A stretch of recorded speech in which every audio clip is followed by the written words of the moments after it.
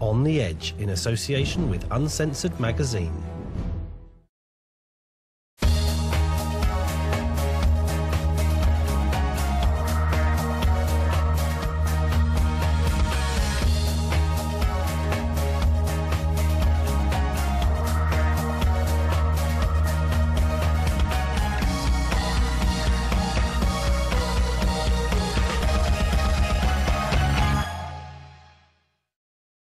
Hello and welcome to On the Edge with me, your host, Valentine St. Aubyn. I'm an author and also a radio broadcaster, and you can catch me online on Peterborough FM, and I do a show every other Wednesday, and I talk about the themes that we like to talk about here on the Edge, anything from the metaphysical world to the social and political. Well, tonight I have a fabulous show for you with a very lovely guest, Helen Sewell, who is a professional astrologer, and we're going to be talking about the astrology of 2012, which is basically a blanket term for the window of time that we're currently in. Now, if you're like myself, you've probably seen images on the television, in your newspapers, that show a world that's very much on fire. So what I'd like to do before we actually begin the show is just settle the energy in and introduce to you what we're going to be focusing on tonight, which are the very important themes of a world that is changing and people responding.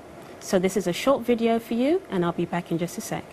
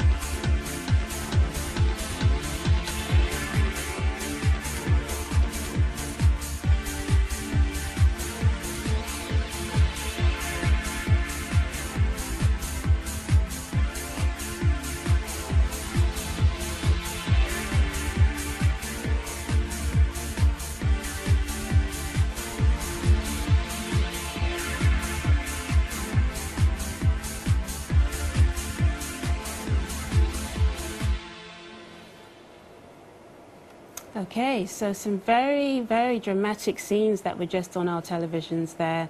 And this is why this show is going to be very important for us tonight, because we're going to be talking about what we're seeing on our screens and what is taking place on this planet as we speak. And it's very important for us to remember that we're all here together on this planet that we call Earth, and we live in a solar system, and we are connected. So even though we live individually as individual people with our own identities and personalities, on the higher level, we're very much connected.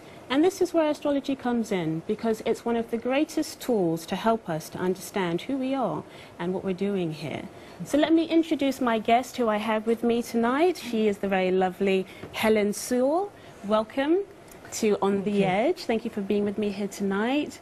Now, Helen, you are a professional astrologer, and I know that you've studied with Liz Green, who is a well-known astrologer.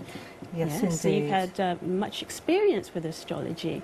Yeah. Yes, and in recent years I've really tried to start looking at what's going on in the world and how it correlates with the heavens above and the movements of the planets. Yeah. And I'd like to pay homage actually to Richard Tarnas, who has written a book, Cosmos and Psyche, and over the last sort of number of years he's correlated the cycles of the outer planets and the effects they've had on our society. And the video that you just showed, it really sort of summed it up very well, these amazing times that we're living in. And because each moment in time is reflected, if you like, as above, so below, in the movements of the planets, then we can read that map. We can plot it out and read it. And this evening I'd like to talk about the movements of the three outer planets. Absolutely. Because this is what people don't understand about astrology, is that it's not just what we see in the glossy magazines with your sun sign and maybe Aries or Gemini or Virgo, and that's it. There's a bigger picture there. So let's just talk about, very briefly, about what astrology is and maybe how far back it goes. What's the history there? Okay, well, it's a very ancient art, and it goes back, to the first written records were about the 9th century BCE with the Babylonian Empire. Right. And then it spread to the Romans and the Greeks, and Plato and Aristotle made it a respected science. And then it gradually spread throughout the whole world. And in ancient times, there wasn't really any concept of the individual as such. It was much more that the king or queen, they would have their chart done, and they were the ones that represented the whole kingdom. Yes. So, but that was before the discovery of the 3 outer planets. And since their discovery, things have changed a lot, especially in terms of our growth and development. You hear sort of catchphrases like, you know, individuation and enlightenment. Yeah. So these are, astrology is a fantastic tool to help us. And I think that's the key word, tool, because, you know, obviously, you know, you can go to university, you can study psychology, you can study all these things to help you learn about yourself and how the mind works. But astrology is one of the best things that we have that helps us to understand who we are. I think so. It helps us to understand our personality traits, but it also plugs us into the world around us to help us understand what we're here to do. So that's the importance. And I think you being here tonight is very important because we have a lot of ground to cover. There's a lot of information for the public to be aware of, and we're all part of this. So it's important that people do understand astrology and not be afraid of it, because I think there has been a fear associated with it, or it's too complicated, or I don't understand the symbols. It can be understood in basic, simple terms, and that's what we'd like to discuss today, isn't it? Yeah, I will show a few charts, but you don't have to understand astrology, because I'll just sort of talk about what the meanings are, what they represent. Okay, so let's move on to our next question, which is, there's much talk amongst astrologers, but also those who are into, you know, the times that we're in, that we're ending an age, the age of Pisces, and moving into the age of Aquarius. What exactly does that mean, and how long does an age last for, generally speaking? Okay, well, it's to do with the precession of the equinoxes, and over the last 2,000 years, each age, if you like, lasts about roughly 2,000 years, and we've just coming to the end of the age of Pisces. And if you think about what Pisces represents, it's to do with spirituality and the whole of the Christian era. And the symbol for Pisces is the fish. Well, that was the sign for Christianity, and that's the sign for Christianity. Now, we are, I think, already moving from one age to another. And the next stage is Aquarius. It moves backwards, or appears to move backwards. So with Aquarius, Pisces is a watery sign, very much to do with emotions and feelings and gut instincts, whereas Aquarius is much more to do with rational thought. It's ruled by the maverick of the solar system, Uranus. Yes, he's a revolutionary. He is indeed, and we'll talk further about Uranus. But just to say that the whole age of technology is very Aquarian. It's kind of neither here, male or female. Pisces is a female sign, a feminine sign, I should say. Aquarius is kind of, it's known as masculine, but really that Aquarian energy is very much to do with all men are equal. It's about you know, humanity. It's a very humanitarian sign, but technology, I think, is the key. So, I mean, obviously we have seen some great leaps in technology, especially in the last 100 years, but as we've gone into just in this last decade, we've had leaps and bounds. I mean, everybody now is using Skype, video phone calling. I mean, there's so many things going on that maybe even 20 years ago, they definitely weren't in everybody's everyday home. Computers, iPads, laptops, you know, mini computers. So certainly we have had a leap, a technological leap that has pushed mankind forward. But how do we exactly, because I'm sure people are trying to understand, so how do we know when we officially move out of Pisces and into Aquarius?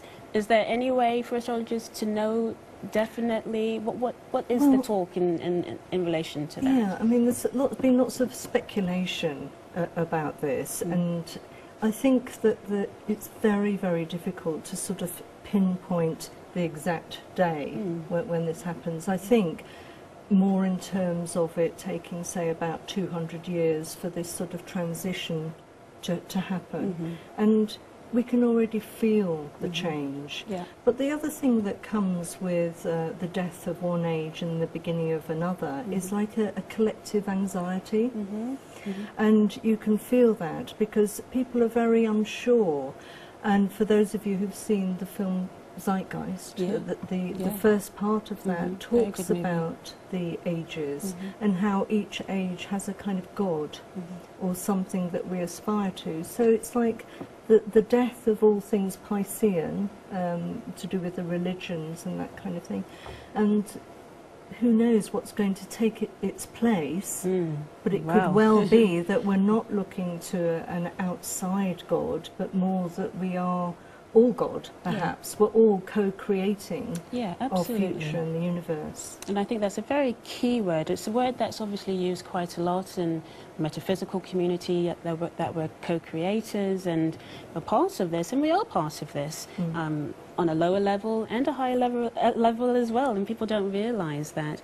So, I mean, in terms of where we're going next, there's lots of talk, you know, if you look at the spiritual forums and what have you, lots of talk about the ages ending, as we've just been speaking about, and many people plugging into this term ascension, moving to the fifth dimension. What does astrology have to say about all of that? Because it's quite, there's a growing desire that I can pick up within people, and even myself. I think I've had one too many lives on this planet, and I'm ready as well, like many people are, for everybody to get it so we can move on. But what does astrology have to say about this thing of ascension and the fifth dimension? How can we relate that to that kind of talk that we're picking up on amongst many people? Well, I think in terms of, you know, that feeling of wanting to either advance or become enlightened or even to escape, we'd look at the planet Neptune, which rules Pisces, and is very much to do with the spiritual, the intangible, art, music, escapism, that longing that we all have to return to the source. It has just returned to its own sign after 165 years. Which is a long cycle. It's a long cycle, and it's going to be in Pisces for the next 14 years. So I think this is tying in to that feeling. But when you've got the square aspect, this very dynamic aspect between the planets Uranus and Pluto, the Uranian energy is very much to do with breakthroughs. It's to do with the light of consciousness. It's to do with overthrowing the old. So we've got that energy on the one hand up against the energy of Pluto, which is, he's the Dark Lord of the underworld. He's the one that rules kind of our basic instincts. He's the one that it rules fear. So therefore, when we're frightened, it's how we want to control and manipulate situations. So we've got those two planets, but when they come together like this in a very tensional aspect, we often get big breakthroughs for humanity. So I think so. Is that what people are picking up on unconsciously as well, and feeling that need to move forward and, as you say, break free? to something Yes. new, because there's so many of us that are ready for many other people to be getting it on the planet, so that we can start to, start something different and move Yes. the planet forward. It's interesting again how the astrology is mirroring what people are feeling, and it's showing how Exactly. it is connected. Yeah. Exactly. That's how I feel about astrology. Mm-hmm. It is like a mirror. Yeah. It's like a cosmic mirror that we can look in. And I think and that's see. the key point, the cosmic bit. Yes. Because, obviously with the age in Pisces, we had religion and Christianity, any of the main big numbers, Christianity, Islam, Judaism, they all have a certain belief system. And you believe through, I believe because I've been told to believe. And now people are moving forward from that, as you're saying, breaking free, thinking for themselves, individuating. Self-responsibility. Self-responsibility, yes. So, it's all very interesting, and we're going to pick up now. We've just spoken about Neptune, but we're going to go a bit more in depth for people to understand what Neptune actually does and what he represents. Pluto, there's a lot to be said about Pluto, and the images that we saw, and of course Uranus. So stay tuned, and we'll be back after this break. On the Edge, in association with Uncensored Magazine.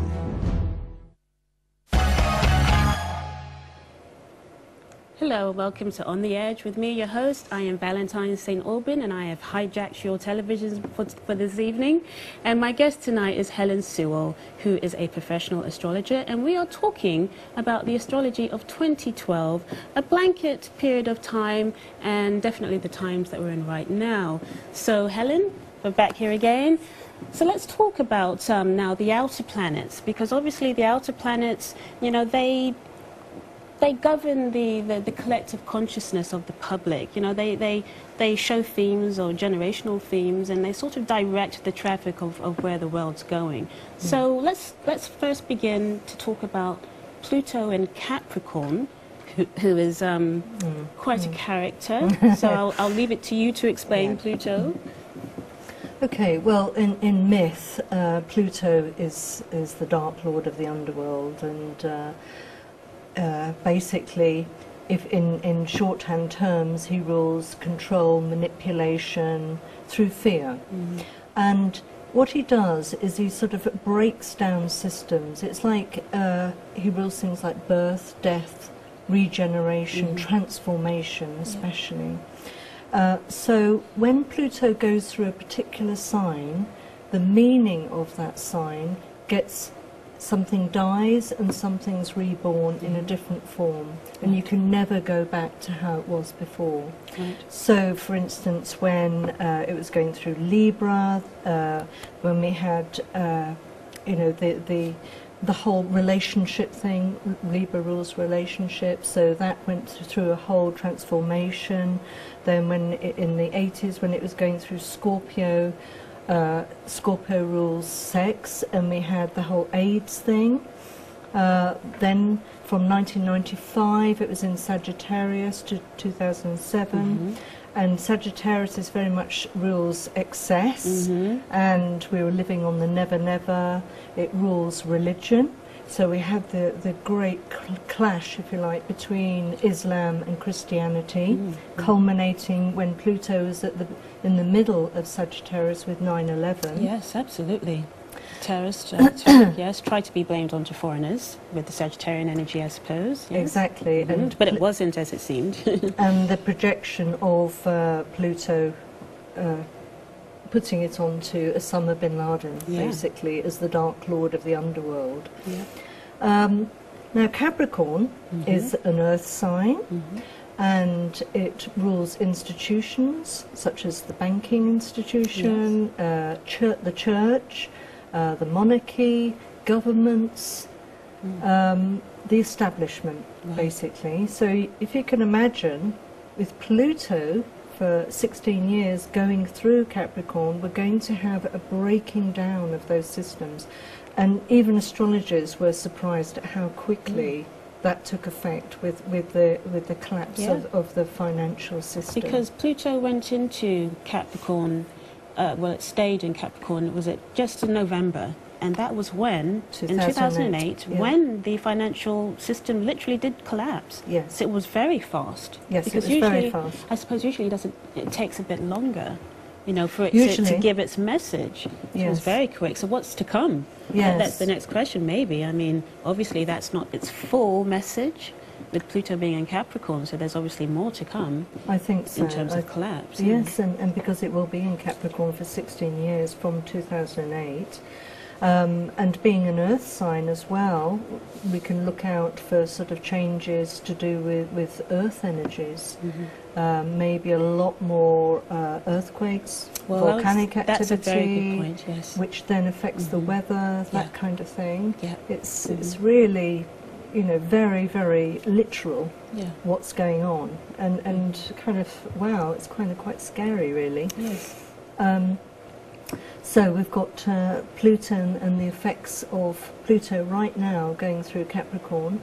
But if you can imagine, with Capricorn ruling governments and Pluto, the planet to do with power and control, if you look at society to see what was going on when one of the outer planets was discovered, it can tell us an awful lot about the essence of that planet.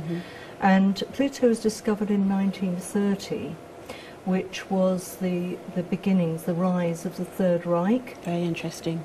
And if you look to see how they used their power, really, to sort of try and take over the world, more positively, it was also the birth of depth psychology. Yes. And if you think of Pluto being, you know, great lord of the underworld, and the underworld being a metaphor for our unconscious, it's very much a planet to do with bringing on an evolution with people, an evolution of consciousness in a very deep and profound way. But with it being in Capricorn, it does make you wonder what the ultimate of Pluto in Capricorn would be, a one-world government. Well, this is what many of the alternative theories have been trying to wake people up to, telling them, you know, to be aware of this police state that has obviously been growing and growing, and it's definitely here. I mean, there's no way now that people can't see it for themselves. It's definitely here and growing still. Yes. And that was one of the things with the video that we saw, the images, the imagery coming to us, you know, the people trying to protest for their rights and the police fighting back in a very draconian way. So we're going to see a lot more of that. But the one thing that Pluto has got to contend with is the planet Uranus, which is playing a huge part in what's going on in the world at the moment.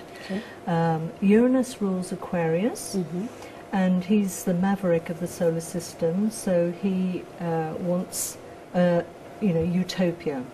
He wants to achieve that, and if it means revolution, if it means overthrowing the old systems to get to that ideal, it's like that sort of masculine rational thought.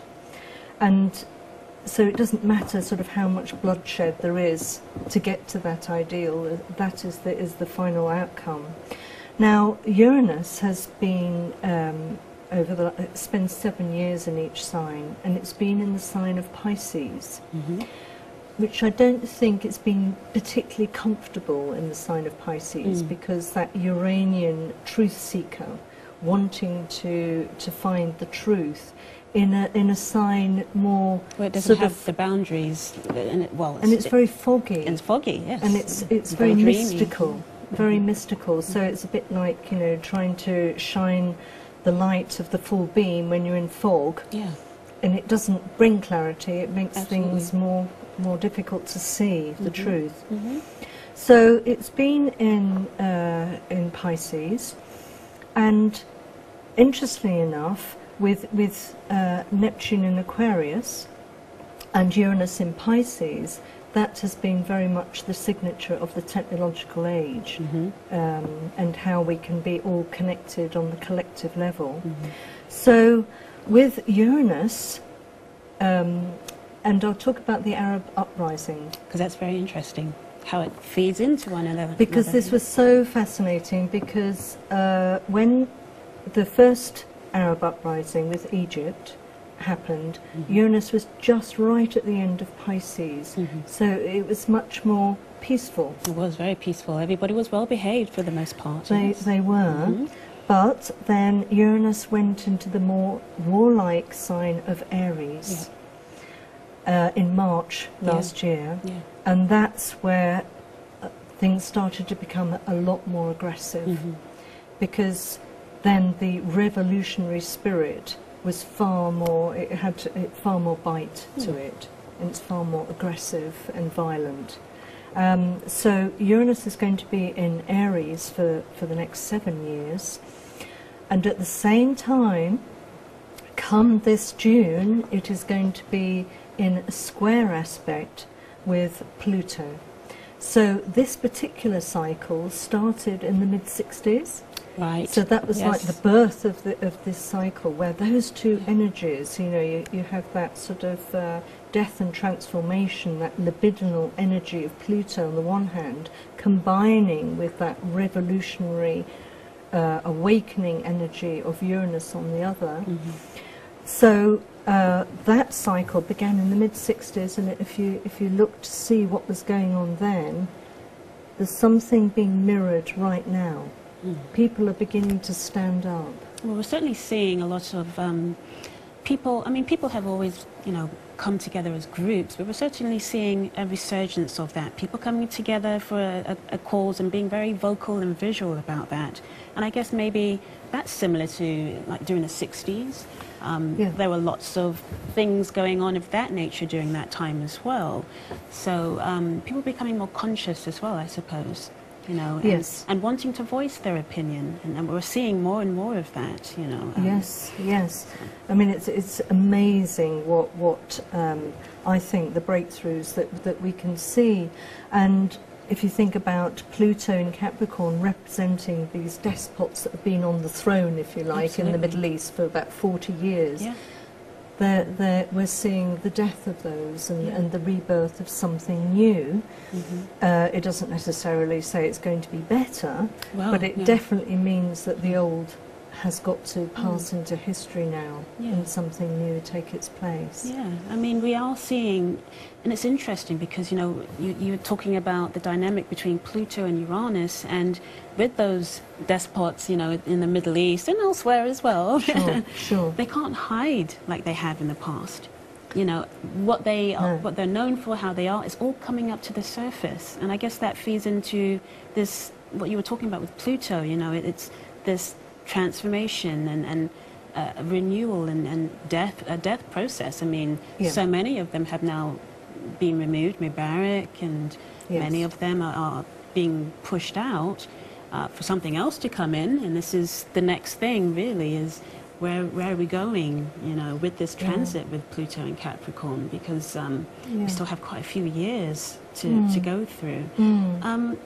With astrologers, I believe, you know, when a planet goes through a sign, when it transits through, there's like a medium point, is there, of when the energy builds and builds, and we really get the big bang, like with Pluto and Sagittarius, and we had 9/11. It's often the mid point of the sign. So that's about 15 degrees, each sign's 30 degrees. So how many years are we away from that point? Not too many, I suppose.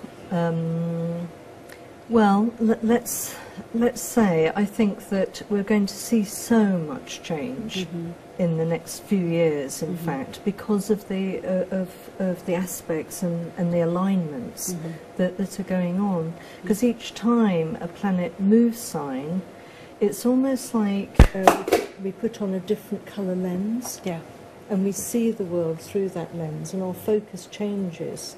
So it's fascinating what's unfolding. It's you know, a time of big breakthroughs. And the other thing about the Uranus-Pluto cycle is that when there's been an element of society that's been repressed, for instance, it's associated with slavery, and that includes also the women's movement, how, with the suffragettes, and also in the mid-60s, if you can think back, how we got emancipation through the pill. Yeah. That's very much Uranus and Pluto. Pluto ruling sex, and Uranus ruling freedom and emancipation. Sexual revolution. And you may notice in the media at the moment there's an awful lot going on to do with where countries have women who are much more repressed. How they're coming to, they're becoming more outspoken about their rights and their equality. Uranus ruling Aquarius is very much to do with equality, which I think is something that needs to happen. This is all about the transformations that are needed. But the other god that's associated with the planet Uranus is Prometheus. Yes, the one who stole fire and he gave it to mankind. Yes. He had a huge affinity with mankind because he made them from the dirt under his fingernails. But Zeus didn't want mankind to become enlightened by having fire. But he went against Zeus's wishes, and mankind became godlike, or the potential to become godlike. And Zeus, in his fury, chained Prometheus up in the Caucasus Mountains, and each day he had his liver pecked out by an eagle, and each night it grew back. So if you can think of that as a metaphor for anybody who's stood up throughout history, trying to bring that Uranian consciousness for us to come to break through to something new, they get shot down and ridiculed. So again, it's always a battle, and these Promethean figures suffer for putting their head above the parapet and coming up with something new, because people inherently don't really like change. Well, they don't, but unfortunately they're going to get quite a bit of it. They are. As we go through these next few years. Should we have a look at the text and see if there's anything there that might be of interest? Oh, this is a good one. Do world leaders get elected because their astrological time has come? We've only got a few seconds. But yes, absolutely, there, absolutely. And what is incredible is to look at the astrological chart of the leader compared to the country. Right, and that makes, and put those two together, and bang, you have fireworks. George Bush, for instance, absolutely, his sun was 3 degrees Cancer, and America's sun is at 3 degrees Cancer. Okay. He's a perfect mouthpiece. On the Edge, in association with Uncensored Magazine.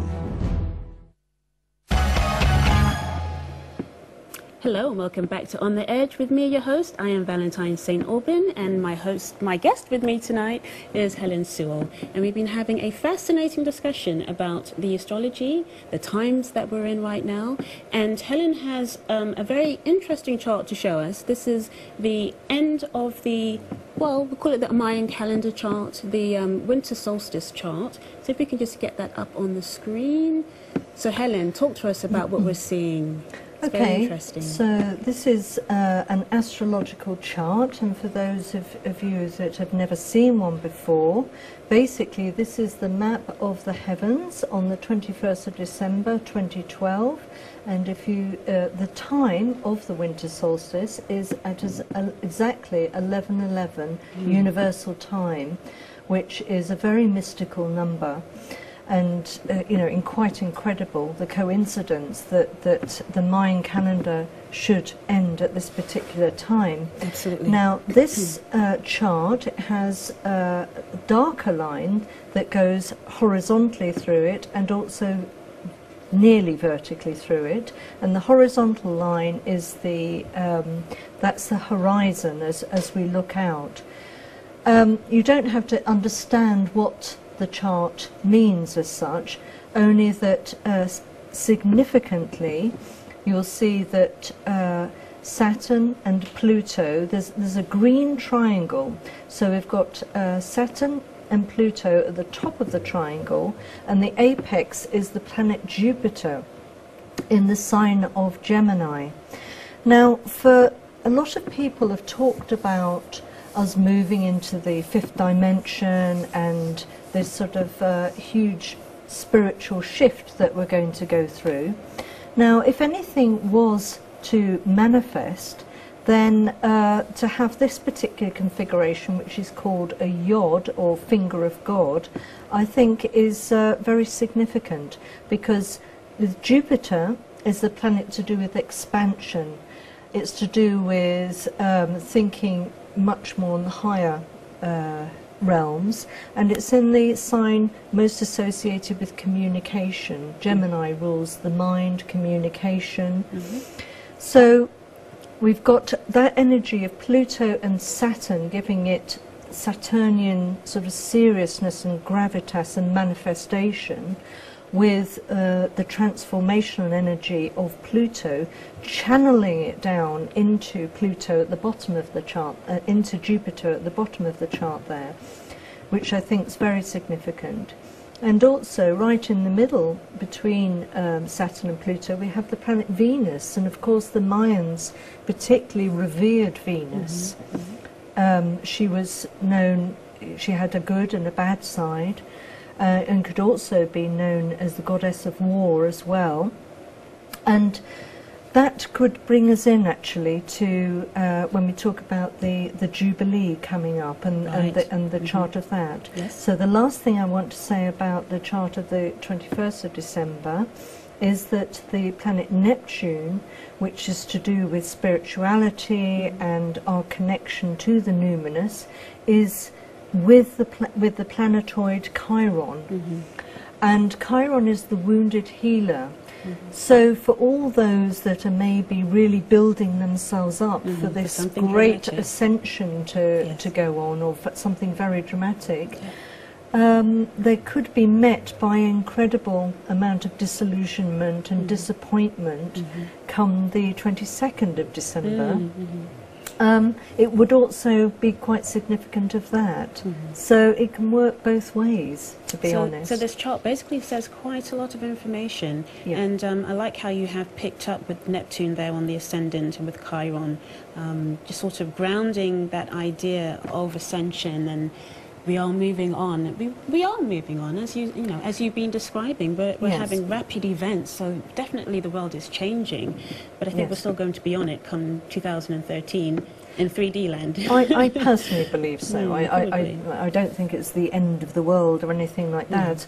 But certainly it's very difficult to get change without going through the difficulty of that change. And we have to be the ones to make the change, It has to come from us, and we have to grow up. We have to become adults here and say what we want and say what we don't want. And we have to take it into our own hands, That's how it's going to work. I think it's about becoming responsible for our own actions. And co-creating what this world that we live in through mindfulness, awareness. That's how we're going to progress, I think. And we're going to be aided and abetted during that process. So let's talk quickly now, just to wrap things up, with the Jubilee chart, because it's very interesting, some of the configurations that you pointed out to me. So obviously the royal family has been advised by somebody who knows what they're doing. Could we just put up chart 104, please?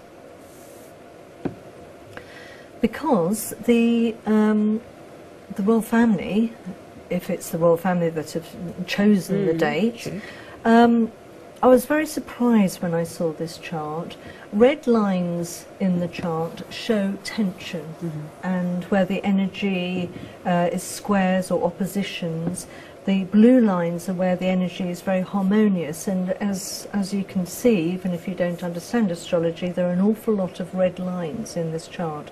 It's full of tension. So they picked a day where it's a partial lunar eclipse on the 4th of June this year. And this particular eclipse is square the warlike planet of Mars. Wow. So there will be a lot of tension around. Whether this actually sort of manifests into something that physically that happens, or whether we just feel the tension in the air, But when you put it with the chart of England, then the Mars falls exactly on England's Saturn, which represents our infrastructure. It represents the establishment. So Well, I don't like making concrete predictions because we don't know. We can only talk in general terms about the kind of energies that are around. But I know certainly through many years of experience that when you have that kind of configuration in your own chart, you feel full of tension and anything could happen then. well, we'll discuss that a bit further when we go to the internet live feed. But we're going to take a break and we're going to have a short performance by someone who I know who is an artist and he's also a musician, and he has many, many, many songs, and they're all fantastic. So I'd like to introduce you to Pedro Goff, and you can learn more about him at pedrogoffmusic.com. And here he is, playing a song for us. Well, thank you very much for your invitation. And this song is called Child of Spirit. It's an instrumental acoustic.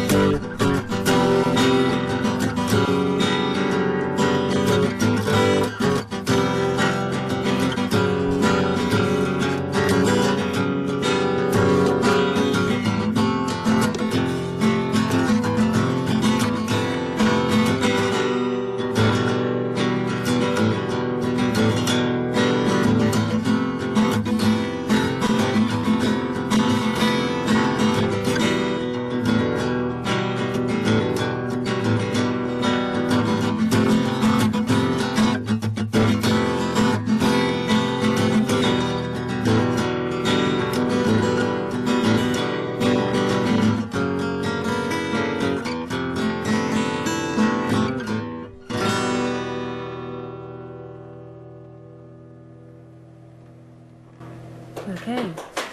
So that was Pedro Goff giving us an instrumental, and it's very much settled the energy here. Well, I've enjoyed myself here tonight, and with a wonderful guest, Helen, who has imparted her wonderful wisdom. Just to let you know, Helen's website, astrologicalinsights.co.uk, and she does personal consultations one-to-one. She's a very busy woman, so you need to get in there and get an appointment, but she's very knowledgeable, as you've obviously gathered this evening listening to her. So let's just wrap up the show, Helen. I mean, we've tried to cover quite a lot of ground in a very short amount of time. Obviously, maybe the main things that are going to stick out in people's minds, you know, are these energies like Pluto and Capricorn, Uranus and Aries, Neptune and Pisces. We didn't really get to speak too deeply about Neptune and Pisces. We did that sort of at the beginning. Is there anything maybe you want to add about Neptune and Pisces in terms of what to expect? Because you know, obviously the last time that Neptune was in Pisces there was a big spiritualist movement That's right. many years ago. I mean, so Neptune, just quickly, I mean, how does that how will that work for us now? well, Neptune rules Pisces, Yeah. and when a planet is in its own sign, it's very powerful, very, very strong. Yeah. And the last time it was in Pisces was 165 years ago, and we had a huge spiritual movement resurgent that came up, and you know, there was parlour seances and that kind of thing. It's almost like the veil gets quite thin. So people have been talking about the veil thinning, again using that term, haven't they? Yes, Yeah, exactly. So certainly over the next 14 years with Neptune in its own sign, we're going to see a sort of a softening in terms of the spirituality, people becoming more interested in the afterlife and what's beyond. And yeah, I think it will really help to balance out the harder aspects of the Uranus and Pluto. And also to say that, of course, we're all being affected personally by these transits. Anybody that's got their sun in the early degrees of the cardinal signs, that's Aries, Cancer, Libra and Capricorn, they're going to be going through their own mini transformation, as we're seeing on the world stage. Anybody who's got their sun or moon or ascendant in those signs will be experiencing it on a very in their personal lives. So what's going on personally is also reflected in what's happening in the world at large, and it's global. It's global. Yeah. And that was what we wanted to highlight for this evening, is to show how relevant astrology is. It's a tool that you can use in your everyday life, and don't be afraid of it. Obviously, the powers that be, they know about it, and yes, they do use it themselves. But do your research and learn for yourself, and be aware that what you're seeing on the television screens, we're all part of this, and there are days ahead that will get better. Pluto will come out of Capricorn in, what, 2024, 2025 or so? I can't remember the exact date. So, you know, we will move on from where we are now, and it will go into Pluto and Aquarius, which is a whole other discussion. Yes, very political, that one. But this is it. Thank you for joining us, and join us in about a minute as we go on to the internet. Thank you. On the Edge, in association with Uncensored Magazine.